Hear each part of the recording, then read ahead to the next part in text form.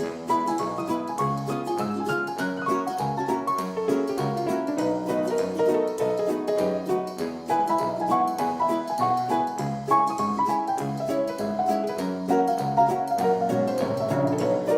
am Michael Grassia, and I'm here with. My name is C. Michael Hall, although everybody calls me Mike. Okay, very nice to meet you. Um, well, today we're here to talk about art and your career as an artist. Some things you've done, like you're working on a video, not a video game, a card game, and we're going to talk about that later. But before we get into, your own, the card game and everything, can you tell us about yourself, your background as an artist, type of work you do, what got you into art? I think like everybody else, I started drawing when I was just a kid. Mm-hmm. When you're a certain age, nobody tells you that that's a waste of time. They encourage you, and you should keep doing that.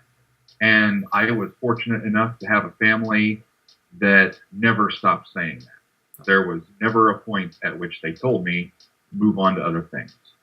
So following that trajectory and eventually finding a career in art or some creative field, it always seemed like a given to me. It was just something I assumed I would do, and yeah, it was a natural progression.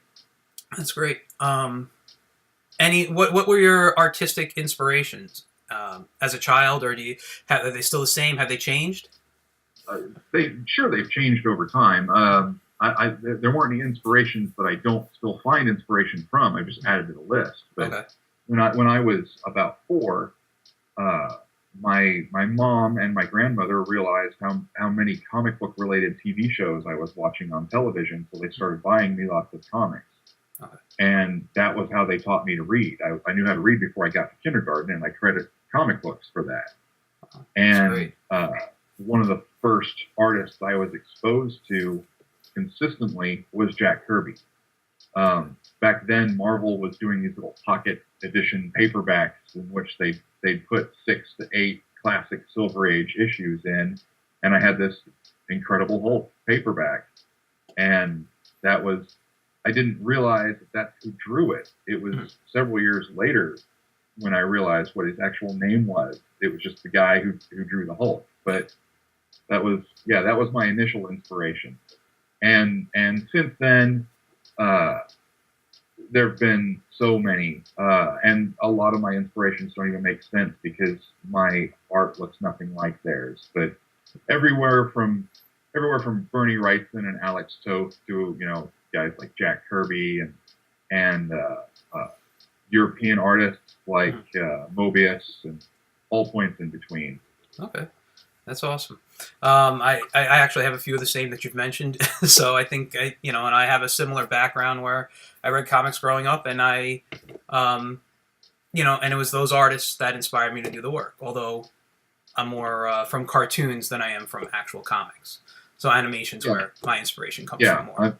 My work is, there's nothing realistic about my work. Yeah. And, so it surprises people when they find out how many realistic artists that I like, but scene composition is scene composition. Yeah, exactly. And I think it's Will Eisner who is often credited as saying, "Style is what happens when people strive for perfection and fail."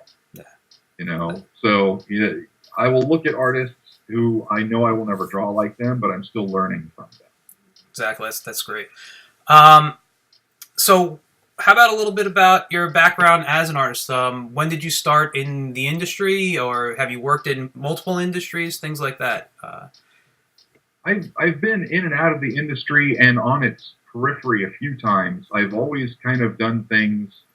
I've found an unusual niche for myself, and I've done that a couple times over. I started out doing, self-publishing, my own little small press comics in the late 90s. And that progressed pretty quickly. It was a good time to start doing that sort of thing because the internet and webcomics were just starting to become a big deal.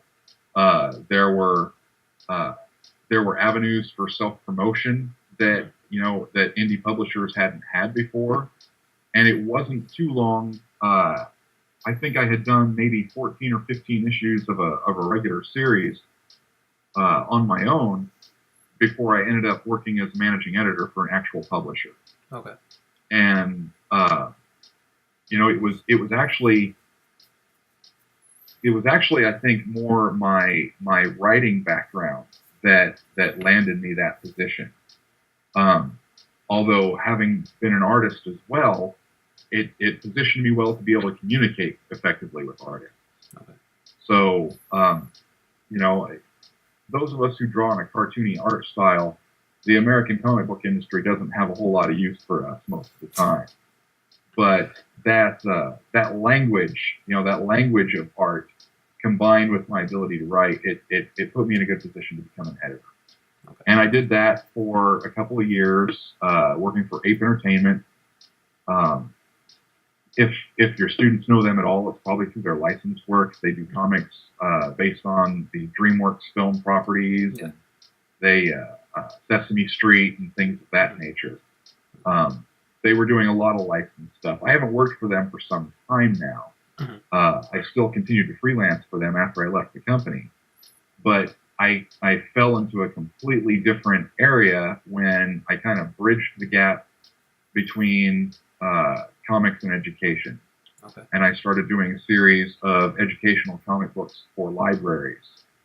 Unlike a lot of freelancers, I don't like to freelance full time. Mm-hmm. I find it exhausting, and I'm not able to police myself well enough to not sit at the drawing table for 12 to 16 hours a day. Yeah.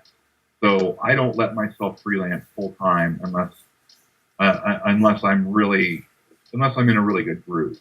Okay. So I will work at other jobs, and typically I work as a librarian. Okay. And so putting those two things together, creating a series of comic books that taught basic information literacy skills, was this very strange niche that I created for myself and stayed in for 5-6 years. Okay. In fact, my most recent book is an information literacy textbook in graphic novel format published by the University of Chicago Press. Cool. And I will probably do more educational comics at some point. I don't know. That's not what I'm working on right now, however, but that's where I've been the last 5-6 years. Okay. And you're still doing? Are you still doing librarian work, or?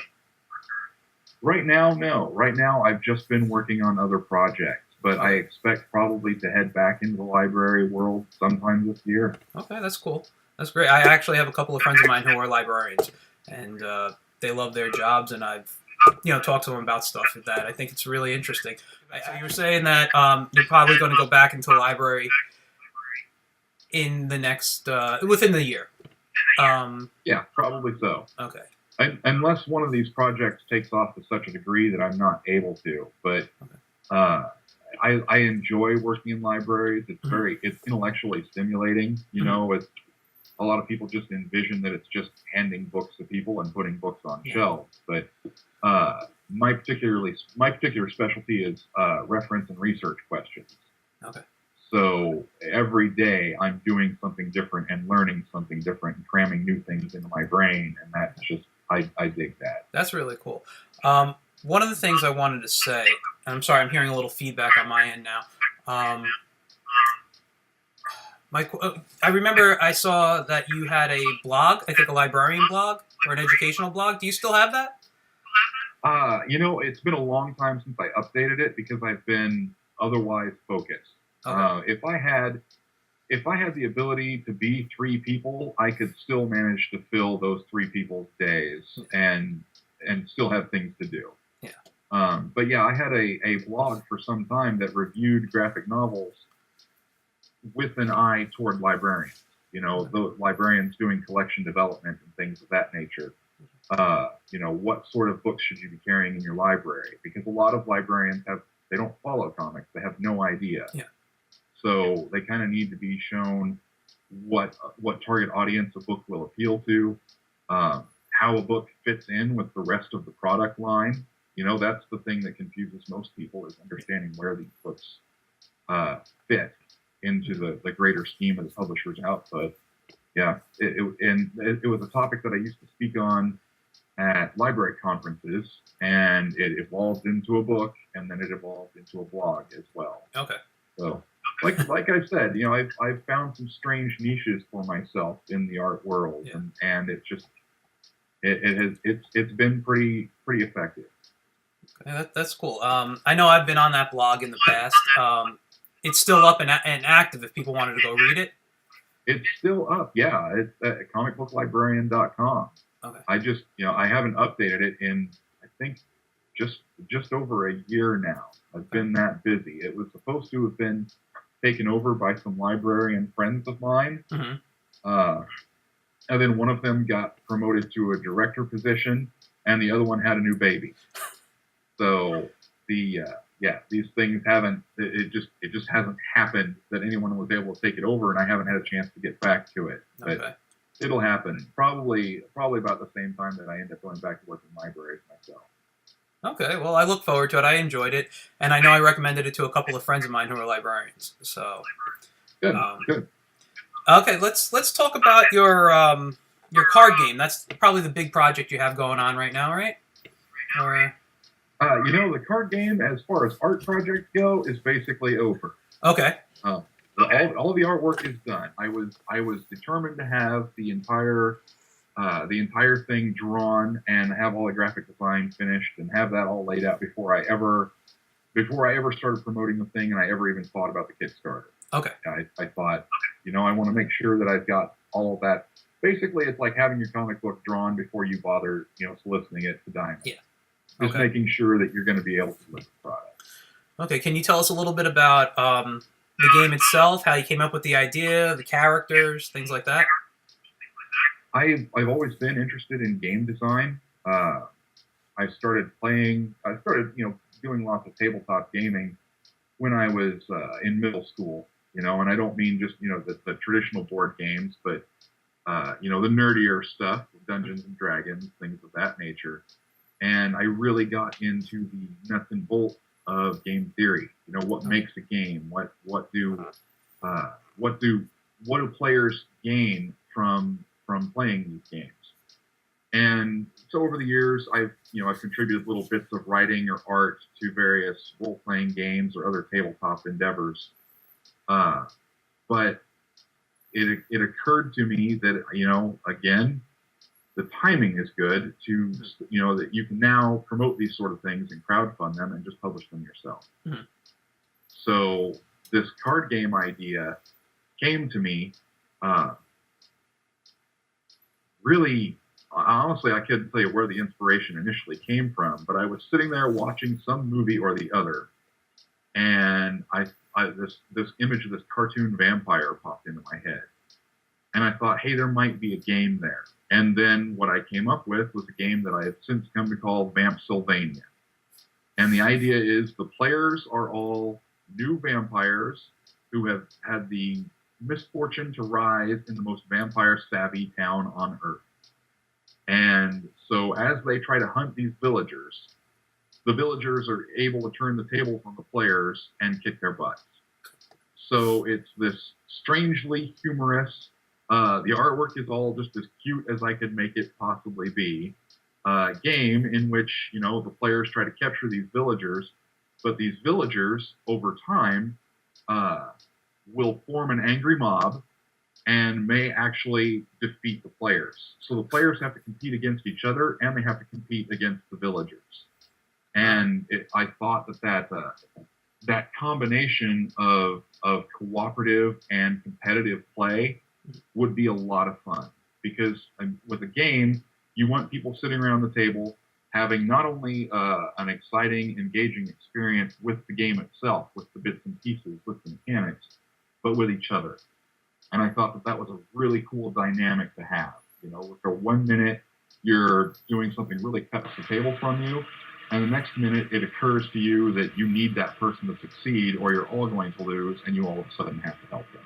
Oh. So, yeah, that was the design philosophy behind that game. The rest of it fell into place really quickly once I figured that out. And when you came up with the rules, how did you do that? Were they based on basic card game rules, say something like Magic or like a Pokemon game or something, or was it something there different. are a lot of those card games. A lot of those card games, you can trace them back to every game can be traced back to an earlier game. Yes. And even things like Magic and Pokemon are really just, we tend to think of the collectible card game as a fairly recent phenomenon, and the marketing of it is.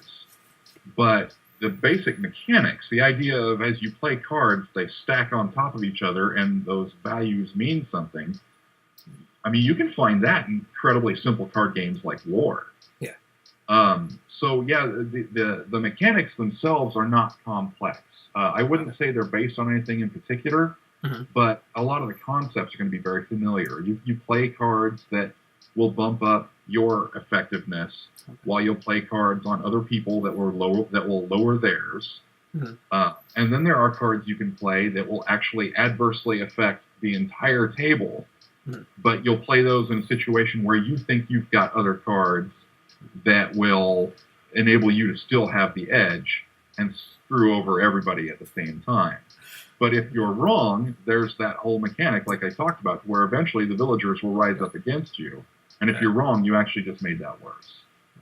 So, yeah, the mechanics themselves are nothing unusual. If you played games like War, if you played Magic, Pokemon, anything of that nature, you'll be able to play the game. It just has a different philosophy in terms of how players have to prioritize objectives. That's where the new bits come in. Okay. And you said that everything kind of fell into place rather quickly when you're creating. How long did it take you from concept to completing all the cards? Concept to completing all the cards. Now, bear in mind that this did not include all the play testing. Okay. It was from concept to finishing the card. It was probably the fastest I've ever turned anything like this out. Okay. It took about 2 weeks. Wow. How many cards are in the set? 60. I'm sorry, can you repeat that? 60. 60? Okay. Wow. Yeah. It was ridiculously fast, and I credit a lot of that to the digital tools I use to do the drawing. Okay. Because there are lots of shortcuts you can use in the digital environment that you can't really use. Well, you can use in paper, but you're using analog solutions like light boxes and things of that nature. Yes.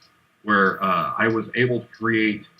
The first thing I did was create some stock figures that I could then basically reskin as new characters or new situations. And that saved me a tremendous amount of time and made sure that the whole thing stayed on model. It made sure that there was consistent aesthetic throughout the entire set. And that saved me a tremendous amount of time. And the faster it went, the more excited I got. And, as everybody knows, once you get in the zone, you're going to go even faster. And, yeah, it took me about 2 weeks to put this to finish all the artwork. Then it took another week or two to do the layout and design of the actual cards. And, and there's been tons of play testing. Yeah. But, the actual artwork, a couple of weeks. It's pretty good.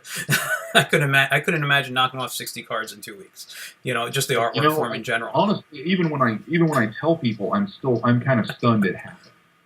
Yeah. I mean, the artwork is you can see it online at Vampsylvania.com.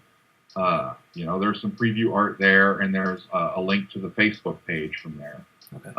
Yeah, it's really simple art, but it still blows me away how fast it was. Okay. I've never been that fast in my life. And now you're getting ready to crowdfund it using Kickstarter. Right. What made you choose Kickstarter over another crowdfunding site, maybe something like trying to set something up like a Patreon page or an Indiegogo? What was it about Kickstarter that said, I'm going to go with that? Because I am a gamer, I've backed a lot of games on Kickstarter. Okay. And Kickstarter is an insanely game-friendly crowdfunding venue. Okay. There's nothing wrong with these other crowdfunding sites. I don't want anybody to get the impression that I'm prioritizing one over the other for some intrinsic value. Mm-hmm. I'm talking strictly about the communities that use them. Okay. And in gaming, at least tabletop gaming, I don't think you can beat Kickstarter in terms of access to a massive pool of people who are ready and willing to back games. Okay. And I'm sorry, continue. Yeah, I've backed several, and friends of mine have backed even more, and you end up with this big cascading social network of people that are just ready and looking for the next big game. And everybody, a lot of the new games people are playing these days have a Kickstarter campaign in their background. Mm-hmm. Whether you're talking about role-playing games, Fate, the Fate core rulebook had a massively successful Kickstarter campaign. Cards Against Humanity started out as a Kickstarter game. They've been giving it away for free for some time, and then when they decided they actually wanted to go into print with it, they went to Kickstarter. So, yeah, that's kind of the go-to place if you're self-publishing a game. Okay. And once I realized I wanted to self-publish this one, it was because there were some publisher doors I could have gone through if I'd wanted to. Okay. But I wanted to own this. And is that I'm sorry. Let me just ask this real quick. There are some things I've created over the years that I didn't end up owning that I now really regret not owning.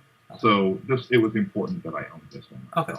And I was just going to say, it's the reason for publishing will help you out because they're going to put a lot of the money up front as opposed to you trying to raise it, but they're going to own the product at the end. And, yeah, they own the product, and there are some advantages there. You don't have to do the marketing. Yes. There are a lot of things that you just don't have to worry about. You don't have to deal with manufacturer, things of that nature. I kind of like dealing with a lot of that stuff. Okay. I kind of like knowing where things come from. I mean, even when I've done comics work for other publishers, I tended to do my own digital pre-press. Okay. And then just hand them finished packaged pages because I dig that part. So I kind of like the whole process. Yeah. But yeah, I really wanted to own this one. I didn't want someone else to be able to take it in directions that might not include me. Yeah. Okay. Let me just ask you about Kickstarter. Is it up on Kickstarter yet or no? Not yet. Not yet. I'm actually still waiting on. There was a little bit of confusion as far as a quote.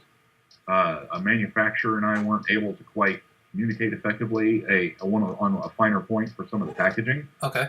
So I don't know exactly what the goal amount is going to have to be. So the Kickstarter isn't live yet. That said, the Kickstarter page is built. It's just not publicly accessible. It's literally just waiting to have a price tag dropped onto it. Okay. And then it's live. So let me ask you, before you had to put everything together, kind of what do they call them? I don't want to say gifts, but what people get for the rewards. That's it. Yeah. How long did you go into planning your Kickstarter, what your rewards would be, different levels? How long did that take you to plan out all that? And to think about the marketing through social media or through any other marketing? Luckily, I have a lot of friends that work in games and comics as well, so I didn't have to reinvent the wheel. Okay. I was able to look at their template and borrow a lot of what they had done successfully. And really, the rewards for a game, the rewards for things like games and comics are not that difficult to figure out because you end up with a physical finished product. Yeah. So if they donate or if they pledge X amount to that campaign, they'll get a game. And if they, donate 2X, they'll get a couple copies of the game. Yeah. Then you can start doing things like you can offer when you're dealing with creative media, you can start adding some really interesting rewards like, how about a card based on you? Which I'm not planning to do for the initial launch, but that is planned as a reward for one of the game's first expansions. Okay. And then it occurred to me I could do things like, for higher level rewards, I'm actually going to be somebody's actually going to end up with the original piece of concept art, Oh, that's cool. The only piece of paper art drawn for the entire game was the concept art. The rest of it was all done digitally. Okay. Someone's going to get that concept art as a reward. That's cool. Someone else is going to actually get the physical prototype of the game that I built for playtesting purposes. Mm-hmm. So, you know, you start coming up with fun things like that. And you know, when you think about this audience, they donate to these campaigns because they are going to get something in return, but they also like being in on the ground floor of something. They like being connected to the history of a thing that may go on to be something huge. And so I think that they're going to respond really well to those kinds of rewards, to where the rewards themselves are part of the history of that thing. That's cool. That's cool. Now, with the advertising, obviously you're going to use social media, I assume, through most of it. Oh, yeah. You have a Facebook page already. Yep. What other social media are you using to promote this? And are you going to use social media in a way to, like, you know, maybe in addition to the rewards, you know, you share this, I'll pick a person who, out of these 100 who share or whatever, to get this reward. If you can get me more subscribers, something like that. I mean, you have any plans? I might.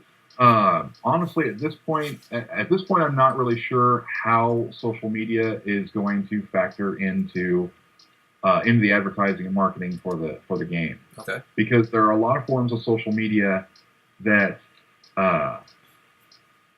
sometimes you just kind of have to see how they respond to what you're trying to do. Mm-hmm. So you know, I haven't planned for what role Twitter is going to play in my campaign. Okay. Because I don't know how Twitter's going to respond to the property yet. Okay. So some of these things I know I will be planning. I will be kind of planning them as they go. It'll be planning on the fly. Okay. And the Facebook page, you know, that's a Facebook is an environment that I already know how that responds to my work and what I do. Whereas, you know, Twitter is a different animal. Instagram is a different animal. Yes. And we'll see what happens with those. I'm going to be using them all. Okay. I don't know who's going to, you know, which of them is going to emerge as the most important piece of that puzzle. If I had to bet, my money's on Facebook. Okay. But once the Kickstarter campaign goes live, mm-hmm. Twitter's a huge part of spreading those links around. Yes. So, yeah, that dynamic, I could be very wrong on that dynamic. Well, no, social media is a strange thing to deal with. You never know how anyone's going to react with what you're giving. You know, there are some things I have seen games whose campaigns failed, and I could not for the life of me figure out why. Mm-hmm. And sometimes it boils down to, when you start digging into what they did right and what they did wrong, sometimes it's just a question of they couldn't make enough noise. Yeah. You know, in social media, because there were other things going on. Yeah. Okay. You know, I don't really have any other questions in this sense for your game. I think it's a great topic, and I wish you luck with it. I mean, it sounds like a fun game to play. I'm not really a gamer, but it sounds like something I would definitely be interested in trying out. I've always liked to try out the different tabletop card games. And that just sounds like fun. I've seen your style. I love the cartoony style that you do. And something like that would attract. Point for a lot of people is just these goofy little cute cartoon monsters. Yeah. You know, then that was, I mean, the noises my wife made every time she saw a new piece of card art. I was like, I heard a cash register every time. That's great. So let me ask you, before we end this. This is really meant to go out to students and people looking to get into the art industry, whether it is gaming or something else. Do you have any advice for people who are just about to enter the field, or new to the field, or just dream about getting into the field, or any type of art, whether it's comics, animation, gaming? What? Sure. First off, be aware that it's a lot of work. It is a lot of work. And the truth of the matter is that no matter how well you are paid, you're never going to be fully compensated for your time. That's just the nature of how it is, you know, especially if you're going to have interest in comics. Even a really good page rate does not pay you a decent hourly wage when you start breaking it down that way. And freelancing is hard because freelancing also means that you have to pay for your own benefits and things of that nature. Yes. So you just be prepared for it can be a fairly austere life. Okay. But that's because you do it because you love the art. The art itself is really the reward, you know. And when I say art, I say that in the broadest sense possible. Whether it's game design, whether it's animation, whether it's drawing, whether it's writing, you know, if that's what you've got a passion for doing, you know, and you enjoy doing that, it's still going to be worth doing.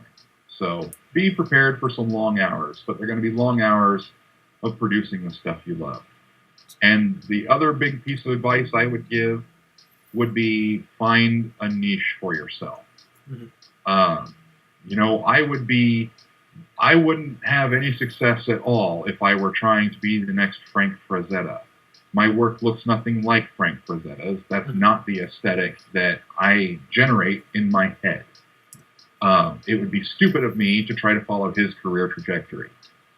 But, you know, I'm a cartoonist who also had you know, predilections towards books and things of that nature, and I managed to find a way to make that work for me. And you know, I made some pretty successful comics as a result of that. And without having found that niche, I don't think my career would have ever gone anywhere. So figure out what you're good at, figure out what you bring to the table that nobody else does, and figure out a way to make that the thing that's your calling card. Okay, that's good advice. Well, thank you very much. It was great chatting with you. Before we say goodbye officially, is there anything that you want to promote besides the game? Any websites, social media sites you want people to find you on? Well, you know, I managed to sneak that in there already. The Vampsylvania.com is it's the site for the game, and it has a link to the Facebook page. And when the Kickstarter goes live, which will be sometime next month in February, then the link will be on there as well. Yeah, I think that'll do it for now. All right. Well, it was really nice talking to you. Thank you for taking your time out of your day to do this. I'm sure my students will appreciate it. Well, okay. Well, I will. I'm sure I'll talk to you soon. It was great talking to you, man. Cool. All right. Thanks a bunch. Thank you. Finally meet you. Hopefully soon. All right. Have a good one. Yep. Bye.